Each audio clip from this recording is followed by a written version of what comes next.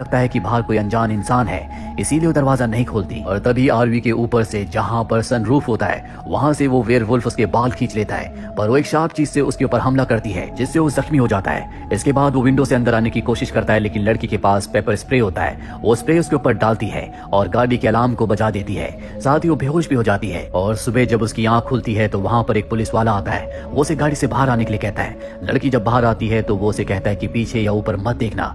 अब ये गाड़ी की तरफ बढ़ रहे होते हैं। तभी वो गाड़ी के मिरर में देख लेती है कि उसके हस्बैंड को उस क्रीचर ने, उस भेड़िए ने मार दिया है। लड़की को समझ में आ जाता है कि रात को जो दरवाजा नॉक कर रहा था वो उसका हस्बैंड था और अब जिंदगी भर उसे इसी गम के साथ जीना होगा कि वो अपने हस्बैंड के लिए दरवाजा नहीं खोल पाई, जिस वजह से उसे वेयरवुल्फ ने मार दिया। क्लिफ की ये कहानी सबको बहुत इंटरेस्टिंग लगती है, लेकिन सब बहुत ज्यादा डर भी गए होते हैं। क्लिफ को अब यहाँ पर अजीब सी आवाजें आ रही होती है, पर ये आवाजें बाकी 3 लोगों को नहीं सुनाई देती।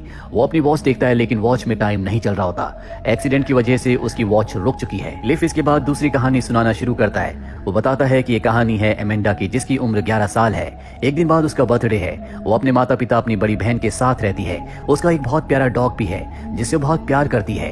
और आज उसके स्कूल में पेरेंट टीचर मीटिंग है, इसीलिए एमेंडा के माता पिता उसे उसकी बड़ी सिस्टर के साथ घर पर छोड़कर चले जाते हैं। पर जैसे ही शाम होती है, एमेंडा की बड़ी सिस्टर भी घर से पार्टी के लिए निकल जाती है और अब एमेंडा घर पर अकेली है। एमेंडा की एक ऑनलाइन फ्रेंड भी है जिसका नाम जेसिका है। वो उससे अक्सर बात करती है, पर इस बारे में उसने अपने घर पर किसी को नहीं बताया। और आज चैटिंग के दौरान वो उसे बता देती है कि घर पर मैं अकेली हूँ। ये बात सुनते ही जेसिका साइन आउट कर लेती है।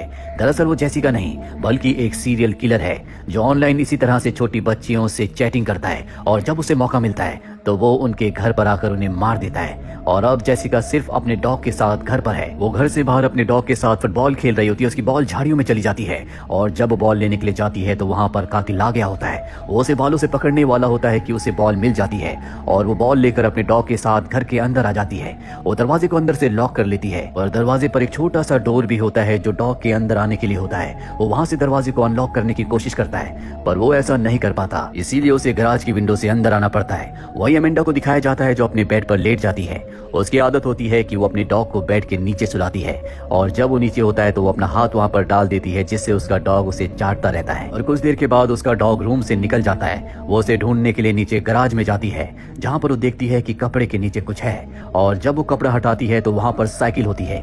दरअसल कल उसका बर्थडे है। उसने अपने पिता से कहा था कि मुझे साइकिल चाहिए, इसीलिए उसके पिता उसके लिए सरप्राइज गिफ्ट लाए होते हैं। इसे देखकर वो बहुत खुश हो जाती है। तभी अचानक से लाइट चली जाती है। उसे एहसास होता है कि आसपास कोई है। वो वहां से भागती है और जब वो बाहर निकलती है तो देखती है कि उसकी बड़ी सिस्टर वापस आ चुकी है। इसके बाद वो अपने कमरे में चली जाती है, जहां पर बेड के नीचे उसे अपने डॉग का पैर दिखता है। वो अपने बेड के ऊपर लेटकर हाथ बेड के नीचे डाल देती है और एक बार फिर से डॉग उसके हाथ को चाटना शुरू कर देता है। अभी लेटे लेटे उसकी नजर मिरर पर जाती है, जहां पर खून से लिखा होता है पीपल कैन लिक टू, यानी कि इंसान भी चाट सकते हैं। ये देखकर वो डर जाती है और भागकर बाहर जाती है। अब वो अपनी बड़ी सिस्टर के साथ अंदर आती है और जब वो बेड के नीचे देखते हैं तो वहां पर उनके डॉग को किसी ने मार दिया था। दरअसल वो एमेंडा को मारना चाहता था, लेकिन उसकी किस्मत अच्छी थी कि उसकी बड़ी सिस्टर घर आ गई और कुछ देर पहले जो बेड के नीचे से उसका हाथ चाट रहा था वो उसका डॉग नहीं बल्कि वही कातिल था। इसी के साथ क्लिफ की दूसरी स्टोरी भी खत्म हो जाती है और अब वो तीसरी स्टोरी सुनाता है। वो बताता है कि एक लड़का होता है जिसका नाम स्कॉट है। उसे मोटरसाइकिल से घूमने का बहुत शौक होता है और एक दिन जब वो कंट्री साइड होता है तो उसकी मोटरसाइकिल खराब हो जाती है। तभी उसे घर दिखता है और जब वो उस घर के अंदर जाता है तो वहां पर एक लड़की होती है जो बोल नहीं सकती। वो उसे लिखकर समझाती है कि मैं यहाँ पर अपने डैड के साथ रहती हूँ। उसके गले में बहुत सुंदर लॉकेट होता है जिसकी स्कॉट बहुत तारीफ करता है। लड़की उसे बाल्टी देती है और कहती है कि पास ही के कुएं से पानी ले आओ। स्कॉट बाहर जाता है और जब वो कुएं के पास पहुंचता है तो वहां पर एक आदमी होता है जो कुएं के अंदर कुछ फेंक रहा होता है और जैसे ही वो पास जाता है तो वहां पर कोई नहीं होता। दरअसल अंधेरे की वजह से क्या हुआ उसे कुछ समझ नहीं आता।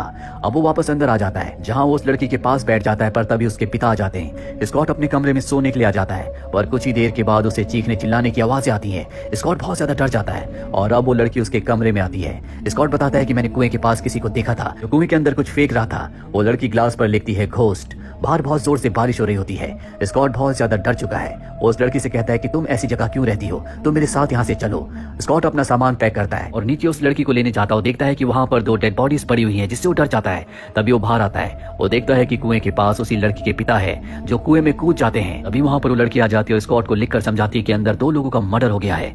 स्कॉट इससे पहले कुछ कर पाता, उस लड़की के पिता वहां पर आ जाते हैं। स्कॉट को कुछ समझ नहीं आता क्योंकि कुछ ही पलों पहले उसके पिता ने कुएं के अंदर छलांग लगा दी थी और अब उसके उसके सामने है। स्कॉट कुल्हाड़ी से उनके पैर पर हमला करके उन्हें जख्मी करके लड़की को वहां से लेकर निकल जाता है। और जब ये दोनों जा रहे होते हैं तभी स्कॉट देखता है कि उस लड़की का पिता एक बार फिर से घर के अंदर जा रहा, उसे कुछ समझ नहीं आता और बहुत दूर निकलने के बाद एक पेड़ के नीचे बैठ जाते हैं। लड़की उसकी गोद में सर रखकर सो रही होती है। स्कॉट उसके गले के खूबसूरत लॉकेट को देखता है और जब वो उस लॉकेट को खोलता है तो वो देखता है कि लॉकेट के अंदर उस लड़की के साथ उसी की फोटो है। उसने पुराने जमाने के कपड़े पहने, उसे कुछ समझ नहीं आता और तभी लड़की की नींद खुल जाती है। वो उसके सामने बैठी होती है और अचानक से उसका सर नीचे गिर जाता है। दरअसल स्कॉट का ये दूसरा जन्म है। पहले जन्म में वो इसी लड़की का प्रेमी था। इस लड़की के पिता ने इन दोनों को मार दिया था, जिसके बाद वो खुद भी कुएं के अंदर कूद गए थे और अब इन सब की आत्मा एक टाइम लूप में फंस चुकी है। इसीलिए बार बार उसके पिता कुएं से घर आते हैं और इनके ऊपर हमला करते हैं। अब क्लिफ को सायरन की आवाज आती है जो उसे पहले भी आई थी, जो किसी और को नहीं आ रही होती। और जब वो दूर से उस जगह पर देखता है जहां पर इनकी गाड़ी का एक्सीडेंट हुआ होता है तो वहां पर पुलिस की गाड़ी, एम्बुलेंस भी आ चुकी होती है। और जब वो पलटकर पीछे देखता है तो उसका कोई दोस्त वहां पर नहीं होता, साथ ही कैंप फायर भी गायब हो चुकी है। वो अपने सभी दोस्तों को, साथियों को ढूंढता है लेकिन आसपास कोई नहीं होता। इसीलिए वो एम्बुलेंस के पास आ जाता है जहां पर वो देखता है कि मेडिकल की टीम ने एक बॉडी को घेरा हुआ है। वो उसे बचाने की कोशिश कर रहे हैं, पर जब वो ध्यान से देखता है तो वो बॉडी उसी की होती है।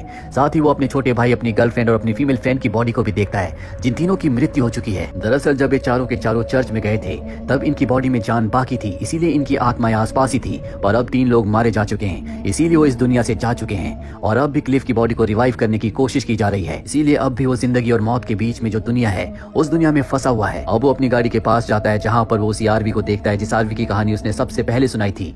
इस गाड़ी में जो 2 लोग होते हैं ये वही लोग होते हैं जिसकी कहानी उसने अपने तीनों साथियों को सुनाई थी। दरअसल इसी आरवी से इनकी कार का एक्सीडेंट हुआ था और जो मेडिकल टीम का लड़का और लड़की क्लिफ की बॉडी को रिवाइव करने की कोशिश कर रहे होते हैं ये दोनों वही होते हैं जो कि तीसरी कहानी में थे। और अब ये दोनों भी हार मान चुके हैं क्योंकि क्लिफ की मौत हो चुकी है। इसके बाद क्लिफ एक बार फिर से अपने छोटे भाई को, अपनी फीमेल फ्रेंड को और अपनी गर्लफ्रेंड को देखता है। वो कहता है कि मुझे माफ कर दो, मेरी वजह से हम सब की मृत्यु हो गई। मैं ड्रंक था, अगर मैं ड्रंक नहीं होता तो हमारा एक्सीडेंट कभी नहीं होता। उसकी गर्लफ्रेंड उसे कंसोल करने के लिए उसके हार्ट पर हाथ रखती है और अब हमें उनकी गाड़ी को दिखाया जाता है जिस गाड़ी से इन चारों का एक्सीडेंट हुआ था। इनकी कार की फ्रंट विंडो से वही हुक निकलता है जो हमने 1950 में उस कपल की गाड़ी के पीछे के डोर पर